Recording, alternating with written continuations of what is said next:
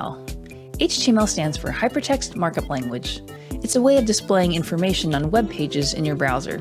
One thing to remember is that HTML isn't itself a programming language, it's a markup language. Programming languages like PHP or Java use things like logic and conditions to control the content that you see. HTML doesn't do those things, but it's still extremely important. You can actually create an HTML file on your computer and load it in your browser. It won't be on the internet, so only your local computer can view it. To create your HTML file, open up your computer's File program. In Windows, that's File Explorer, and on a Mac, it's Finder. In the program, go to your desktop or wherever you want to put the file. You'll want to create a new file in that location. Make sure that the file name reads index.html. On Windows, if for some reason you can't see the file extension, just click on the View tab and make sure that the File Name Extensions checkbox is checked. When you have your file all set, you'll want to open it in the browser. If it has the Chrome or other browser icon on the left, you can double-click it to automatically open it. If not, you can also right-click and select Open With, and then select your browser. Now, in the browser, everything will look blank, which is fine because the file doesn't have anything in it yet. Now, in addition to opening the file in your browser, you'll also want to open it in a code editor. I'm using Visual Studio Code, and we're going to keep both the editor and the browser windows open next to each other, so it's easy to make code changes and view them immediately. In addition to Visual Studio Code, there's a lot of other programs that you can use. You can use Notepad++, Sublime, Atom, or Brackets. Most of those are free, and I've included links to each of these in case you want to download and install them. All right. Now that you have the index file open in both your browser and your editor, we'll start writing some code. Let's look at some of the basic features of HTML. HTML is made up of tags. Tags are special text that you use to mark up or distinguish parts of your web page, hence the hypertext markup language. These tags tell the browser to display whatever's inside the tag in a specific way. So here's one example of a tag in action. I'm going to write out some text here. This is my very first website, and I'm extremely excited! Exclamation points. And we'll save that. You can see that the words extremely excited are in these B tags. B is for bold. So let's save the file and reload your browser and see what happens. All right, you just wrote some HTML. Now let's look at the tag again. The tag before the phrase is called the opening tag, and the tag after the phrase is called the closing tag. You can also see that the closing tag has a / before the B. Together, these two tags tell the browser to make whatever text is between them bold, and that's exactly what happened. Now, maybe this is obvious, but when the browser loads the HTML, the tags themselves are invisible. They don't show up on the page. Pretty cool, huh? One reason I love making websites so much is that it's almost like magic, being able to make things appear in the browser window. Everything good so far? All right. Now, this line of text that we wrote is working in the browser because we saved the file as an HTML file. But for real HTML on the internet, we need to add some more tags to the file in order for everything to work properly. So let's just make some space up here at the top. And the very first tag that you need is the doctype tag. Doctype HTML. This isn't exactly an HTML tag, but you need it because it tells the browser that this is an HTML5 document. This tag doesn't require a closing tag because it's not surrounding any text. It's just declaring that this is HTML. If you're curious, other doc types that were used in the past are HTML4 or XHTML. But right now, HTML5 is really the only doc type used, so you won't have to worry about those other kinds. Then after the doctype tag, you have the main HTML tag. This tag tells the browser that everything inside it is HTML. I know, it seems a bit redundant since you already have used the HTML doctype tag, but this ensures that all the content inside it will inherit some necessary characteristics of HTML. Then inside the main HTML tag, your content will usually be separated into two sections, the head and the body. The head tag contains information about the website, and it's also where you load CSS and JavaScript files. We won't be looking at those today, but just so you know. The body tag is the main content in the web page. Everything that you see on the page will usually be in the body tag. So we need to move this sentence into the body. There we go. Now let's reload the page. Make sure you save first, and it should look exactly the same. So we're all good here. Now let's go into some of the basic tags that are commonly used in the head and the body. I'm not going to go through every single possible tag in existence, so we'll just be looking at the ones that are used most often, so that you can get a better idea of how an HTML page is put together. Now, the first tag that should be in your head is this meta tag. Meta, and then you're setting the char set to be UTF-8. UTF-8 is a type of Unicode encoding used in virtually all websites around the world. We need encoding because we need to translate the letters, numbers, and symbols that we use into bytes used by computers. You can think of it as a sort of dictionary, translating human languages into computer speak. Now, the next meta tag that should be on all websites is this viewport tag. So you set the name attribute to viewport, then you have a content attribute, and you set it to width equals device width, initial scale 1. This may be a little, confusing or computer gobbledygook looking, but this is important for responsive websites. Responsive means that the website can display properly on all devices, computers, tablets, and mobile phones. The content in this tag is saying that it should make the width of the website the same width as whatever device that is viewing it. For example, a mobile phone has a much smaller screen resolution or size as a laptop computer. This will let the website resize itself according to what the user is using. Then the initial scale sets the zoom of the website. On browsers nowadays, you can zoom in and out, making the website look bigger or smaller. We want it to be set at 1 by default, meaning not zoomed in or out. Now, after these two meta tags, one of the most important tags that we're going to use is the title tag. As you can probably guess, this sets the title of the web page. If a website has different pages, each page can have its own title. So we'll add the title here, my first website. We'll save the file and then we'll reload. And you can see up here at the top in the browser tab, it has the title, my first website. So that's it for the head tags. Now let's go into the body. We'll just keep the previous HTML that we wrote up here so it'll still stay on the website. Most of the basic body tags are based on things you could do in Word documents. You can create headlines, bold text, make lists, and even tables. In the days before CSS, using these tags helped to organize and stylize your content so that it would be more easily understood by your reader. Not all of these tags that we're going to go into are still used as much as they used to be. Some of them simply aren't needed anymore because we can now use CSS to achieve the same style. But I think it's still helpful to at least know what these basic tags are. Let's look first at the headline or header tags designated with the letter H. Each H tag also has a number after the H, and they range from H1 to H6. The H1 tag is the highest in priority. It's generally used for the title of the page. We're going to add an H1 tag to our web page. Inside the tag, we'll put the title of the web page, my first website. Save and reload, and you can see here's the title. Let's now also add a subtitle using the H2 tag.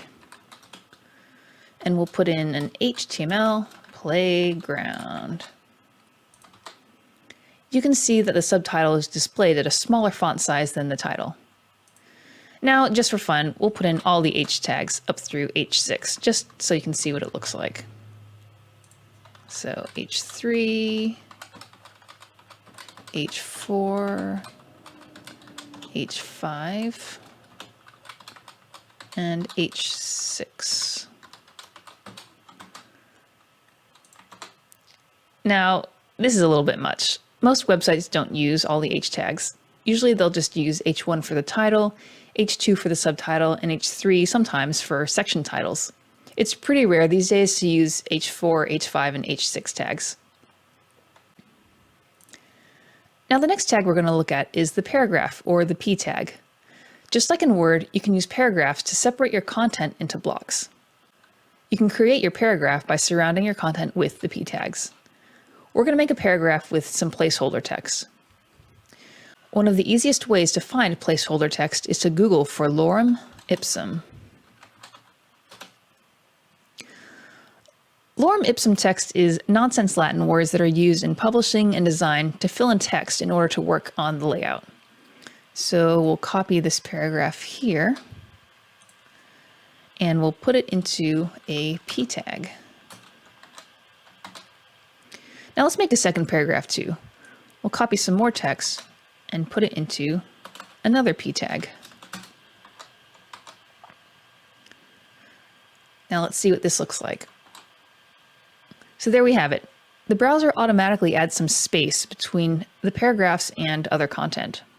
Now, if you want to separate your content onto multiple lines, but you don't want that space that comes with a paragraph, you can use a line break or a BR tag.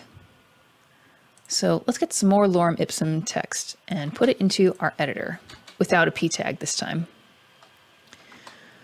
Now, one interesting thing to note about HTML is that it won't automatically break lines. So if you press enter a bunch of times in the text, you're not going to see anything different on the page. And the same goes for if you press spacebar a whole bunch of times. It looks exactly the same. What HTML does is that it will only allow one space between a bunch of enters or spaces. In order to create an actual line break, you need to add the BR tag. So let's try that here. Let's get rid of this extra space since it's not doing anything. And we'll add in a BR tag. So now you can see that this sentence is starting on the next line. You can even add multiple BR tags, and doing so will add space between your content. You'll notice that on the BR tags, they don't have a closing tag. It doesn't need one because it's not used to surround text, kind of like that doc type tag at the top. These types of tags that don't need a closing tag are called void elements. Void meaning empty because they have no content. One other thing to note about this is that you might sometimes see the line break written as BR with the closing slash. This was a requirement for XHTML, but in HTML5 we don't need the slash. The browser will still read the tag correctly, but I'd still recommend writing these void elements without that slash. The next set of tags we're going to look at are style tags. These tags add styles to the text. They can be bold, like we did in the very beginning. Then there's also italics, underline, emphasized, and strong tags. Like we said before, these style tags aren't used as much anymore because now you can use CSS to style everything. It's pretty straightforward what they do, and we'll go through each of them here. Now let's use the B tag again, and we'll make this line of text bold, and we can see it's bold. Now let's do the italics or the I tag next. I'm just going to put this on a new line, add the I tag, and we'll load the page, and you can see it's now italics. We'll just keep doing the same thing for all the rest of these tags. So the next one we'll look at is the underline or the U tag. And it's underlined. Then we'll do the emphasized or EM tag. You'll notice that the default for emphasized is just italics again. And the same thing goes for the strong tag.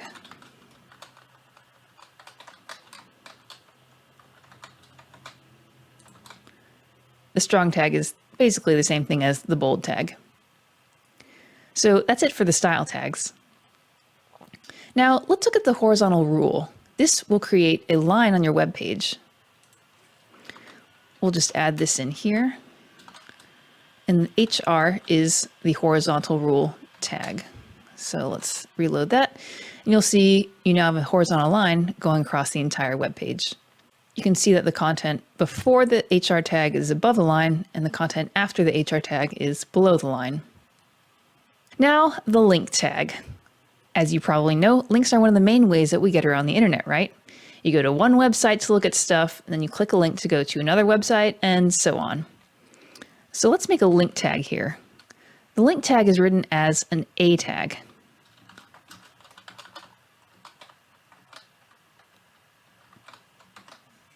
Now, that A stands for anchor because the link connects the two websites like a boat anchor connects the boat to whatever it's anchoring to. First, put the A tag around the link text that you want to be clickable, as we've done here. Now, in addition to just writing the tag, you need to add an attribute. The main attribute that you need to add in your A tag is href. This stands for hypertext reference. And inside this attribute, you want to put in the URL of the website that you want this link to go to. So let's say we want to link to the Google homepage. So we'll add an href value of https www.google.com. Now let's reload the page. You can see here that this text is a purple color. Purple means that you've actually visited that link before, and if the link is a link that you've never been to before, it'll be blue text. Now if we click that, lo and behold, it loads the Google homepage. Let's go back to our website. URL stands for Universal Resource Locator. This acts as an address that will give you the location of the web page or the file that you want to load. Now, another often used attribute in the A tag is target. This controls if the link that you click will open in the same page that you are on, or if it'll open a new page or new tab in your browser. If you don't have a target attribute, by default, the browser will load the link in the same page. Let's add a target, and we want it to load in a new web page. So we'll type in _blank. We'll save that, reload it, and then now click on the link again, and you'll see that the Google homepage has loaded in a new tab. The next thing we'll look at is images. To put an image on your web page, you can use the image tag written out as img. So let's add that to our website. Now it's blank, so it's not going to display anything on our website if we reload it. Similar to the link tag we just did, the image tag needs a URL, but instead of href like the links use, the image tag has an attribute of src, meaning the source of the image. So we'll add in that attribute. Now, in order to put an image on here, we need to find an image, let's say on the internet, to use for this example. One really helpful place that I go to for test images is placeholder.com. So let's go there. This website is super helpful because you can generate an image of any size depending on the values that you put in the URL. So let's just copy this, and then we'll add it into our source. Now let's see how that looks. You can see the images there. I'm just going to add a quick BR tag here to separate the image from the content. Now, like we said on the website, you can actually put in different values to get different sizes of images. So let's try this. Let's make it 600 pixels by 300 pixels. 300. And now the image is bigger. Another thing you can do is, instead of loading an image from the internet, which, by the way, this isn't really a suggested practice, the better thing to do is to just download that image to your computer or wherever you're going to save it. So we'll save this image here. And now, if we open up our File Explorer again, you can see that in addition to the index.html file, we now have this PNG file. PNGs are simply a type of image file that you can use. So now, if we want to refer to this image that we have on our computer, instead of this URL, we'll simply put in the file name, 600x300.png. And we'll see now that this will load. Now, there's another attribute that you can add to your image tag, and that's the border attribute. Adding this in will, as you might imagine, add a border around your image. So let's give this a shot. We've added a border attribute, and put in 10 as the value. We'll reload our page, and now you see that the image has a 10 pixel wide border around it. Again, this is one of the attributes that you don't really need to use anymore because you can do this all in CSS, but it's helpful for you to know that it exists. Now the next thing we're going to look at is lists. HTML can create bulleted or numbered lists pretty easily. Bulleted lists are called unordered lists, as opposed to the ordered lists that use numbers. Now to create a list, you'll use the list tag, either OL or UL, depending on if you're making an ordered or unordered list. We're going to make an unordered bulleted list of different types of fruits. So we'll first put in our UL tag for the list. And inside this list tag, you'll put your list items. Each item will go inside its own list item tag written as LI. So we'll add in apples, oranges, pineapples, mangoes, and dragon fruit, just to make it interesting. Now, if we load our page, we'll see that we now have a bulleted list of all the fruits that we put in here. Now, just for you to see, if we change this unordered list to an ordered list, you can see that the bullets are now replaced by numbers. But we just want to work with the unordered list right now. Another thing that you can do is you can even nest lists inside one another. So let's say I want to add different types of apples under apples. We would create a new list tag inside the list item in question with its own list items. So within the apple li tag, we'll actually add a new ul tag under the apple text. Then we'll add li tags, each with a different type of apple. So let's put in Golden Delicious, Granny Smith, and Gala. We'll reload our page, and you can see now under apples we have another child list indented even more than the original list was. This brings me to an important aspect of writing good HTML. If you put an HTML tag inside another one, that's called nesting. Not so much bird type nesting, but more like a Russian doll nesting. An element inside another one is called a child element, and the outer element is called the parent. So in this case, the apples list item is the parent item of the apple type list. In order to organize the parent and child elements, we indent the child element. This helps it distinguish from the parent. So you can see with this list of fruits, I've indented the main list items, apples, oranges, pineapples, and so on, from the UL tag. Then inside the apples list item, I've indented once more to create the unordered list tag, and indented yet again to put in the list items for the types of apples. Doing things like this helps keep your code clean.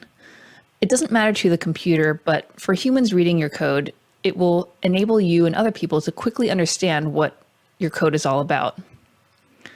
If all the HTML elements weren't indented at all and were all on the same level, things would look a lot more confusing. Let's just demonstrate this with the list. So I've now unindented everything, and you can see that it's a little harder to see that there is an apples child list using the types of apples. So it's just better to keep all your code indented nicely. And this practice of indenting, it's considered good practice, not just for HTML, but also for CSS, JavaScript, and basically any programming language that's in existence. At my first job, indenting was the first thing that I was taught during my training. It's pretty important because there's nothing worse than having to work on someone else's code and having it be a complete mess. So indenting is an easy way to make sure that you're writing code that other people and yourself in the future can go back and read. And speaking of indenting and nesting elements, the last HTML tag that we're going to go through uses a lot of that. It's the table. Tables were originally used as an efficient way to organize data into rows and columns. Kind of like an Excel spreadsheet if you worked with those before. So to demonstrate the table, let's make a table for a hypothetical monthly budget of a household. Now to start, we'll first need the table tag. Everything else inside the table will be inside this table tag. We'll have rows, table cells, and table headers for the column headers. So let's add in our first row. And this row is going to be the one containing the column headers. So inside the table row tag, we'll add in a TH or table header tag. And we'll write in our column headers now. So we'll start with the month. Then we'll add in some budget categories. So we'll do rent, utilities, groceries, because you gotta eat, and then eating out. And then we'll do entertainment because, you want to have some fun stuff to do. Now let's load that and see how it looks. Now you'll see here that we have all the different column headers listed out next to one another. For the next row, we'll add in some data for the month of August. So we'll make another TR tag for this second row. And the data that we're going to put in these table cells aren't headers, so we'll just use the TD or table data or table cell tag. So inside this TD tag, we'll put in some numbers for each of these different categories. First one, we'll put in August because August is under the month column header. Then for the next one, it's rent. So let's say our rent is $1,500 per month. After rent, we'll have utilities, and let's just say $150 for utilities, then $350 for groceries, $100 for eating out, and then for entertainment, let's just do $50. All right, let's reload and see how that looks.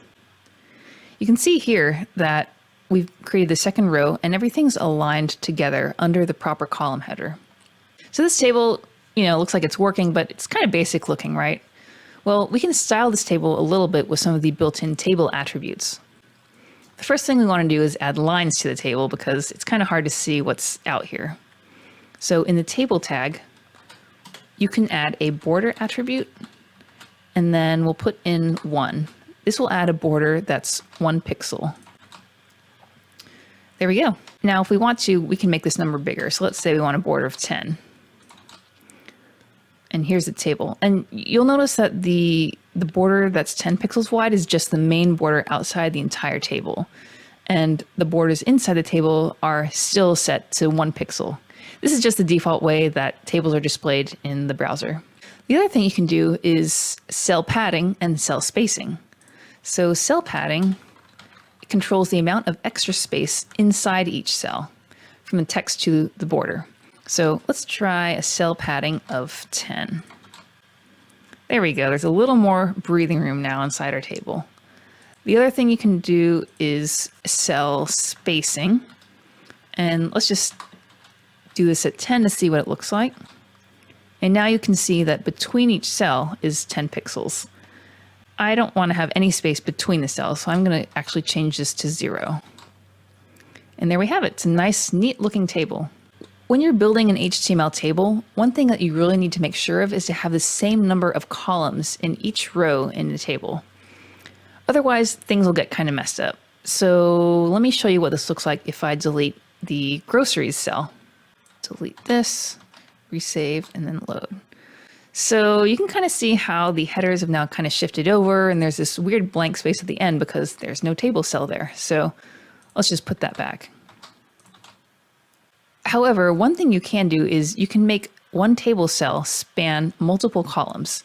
So let's say we wanted to break out the utilities category to have 2 types of data, one for your water and one for your electricity. We'll say that electricity is $100 and the water is $50. So in total, it's still $150. To do this, we'll actually create an extra cell in the data and adjust the amounts of the utilities. So we'll duplicate the utilities cell, and then we'll change the first amount to be electricity at $100 and the second one to be $50 for the water. Now, just for your own interest, if we reload again, we'll see that the table looks weird because we have these 2 cells that we have added. So there's one more cell in the second row than there is in the first row. Now, to make both these $150 cells be under the utilities cell, we'll use an attribute called call span or column span. So under the utilities table header, we'll say call span equals 2. This will make the table header utilities span 2 columns. So now you can see that everything looks nice and neat together again because the utilities table cell is spanning both columns, the $100 and the $50 column. Looks pretty organized, doesn't it? So in addition to call span, you can also use the row span attribute to make a cell span multiple rows. Let's say we had data for June, July, and August, and we wanted to designate all those months as fall. So I'm just going to copy and paste again and use the August data to create June and July data too. So I'll copy this row, paste it a couple times, then we'll just rename this one to June and the next one to July. So now we see that we have 3 rows, June, July, and August. So to create the cell for fall, I want it to be to the left of the months. So starting with June. I'll go to the June row and I will create a new table cell before June and put fall in it. Now, again, we'll see if I just load this, the data is kind of messed up. So I'll go back to the fall table cell and then I'll add the row span attribute and make it span 3 rows because we want fall to be in front of June, July, and August. So let's save that. And there we go. Now you can see that this also still looks a bit incorrect because there's an extra blank space here at the end on the header row, and fall isn't under month. We want the month to be on top of June, July, and August. So what we'll do is we'll add an extra table cell on the top header. So now if we reload, we can see that everything has the proper number of cells. Now, aside from using tables to contain data,